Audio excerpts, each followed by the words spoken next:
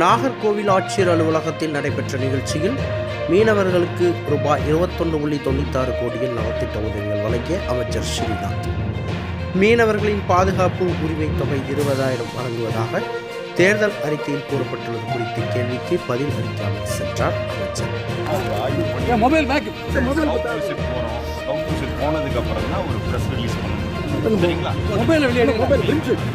மீனவர்களுக்கான அந்த தடை நிவாரணம் வந்து 20,000 எடுக்கப்படும்.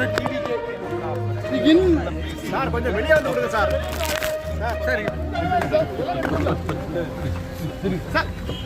கொஞ்சம் வெளியே. நாகர்கோவில் ஆட்சியர் அலுவலகத்தில் மீன்வளம் மற்றும் மீனவர் நலத்துறை சார்பில் மேற்கு கடற்கரை மீனவர்களுக்கு மீன்பிடி தடைக்கால நிவாரண உதவித்தொகை மற்றும் நலத்திட்ட உதவி வழங்கும் நிகழ்ச்சியானது இன்று நடைபெற்றது.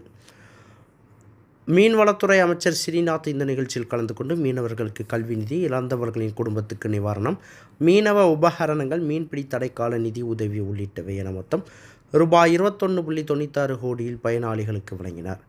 கூட்டத்தில் அமைச்சர் கூறுகையில், குமரி மாவட்டத்தைச் சேர்ந்த மீனவ மக்களுக்கு ரூபாய் 21.96 கோடி நலத்திட்ட உதவிகள் வழங்கப்பட்டுள்ளது. இந்த நிகழ்ச்சியில் 27,250 மீனவ குடும்பங்கள் தடைக்கால நிவாரணமாக தலா ரூபாய் 8,000 வழங்கப்பட்டுள்ளது.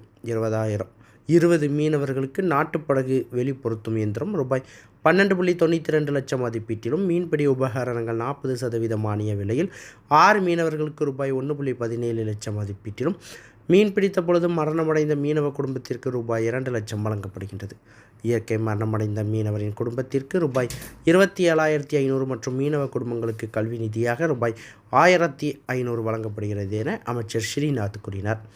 மீனவர்களின் பாதுகாப்பு உரிமை தொகை 20,000 வழங்குவதாக தேர்தல் அறிக்கையில் கூறப்பட்டுள்ளது குறித்த செய்தியாளர்களின் கேள்விக்கு பதில் அளிக்காமல் காரில் புறப்பட்டு சென்றார் அமைச்சர். ஸ்கவுட் விசிட் போனதுக்கு அப்புறம் தான் ஒரு பிரஸ் ரிலீஸ் பண்ண முடியும். சரிங்களா?